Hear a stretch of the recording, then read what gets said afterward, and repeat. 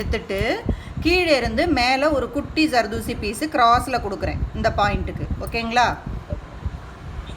மேலே இருந்து கூட நீங்கள் கீழே கொடுத்துக்கலாம். ஓகேவா?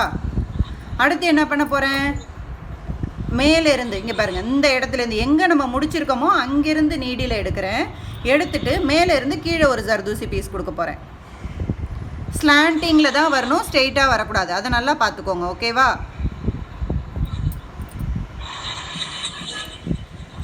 அடுத்து என்ன பண்ண போகிறேன், கீழே எங்கே நீடில் விட்டனோ அங்கேருந்து கீழே இருந்து மேலே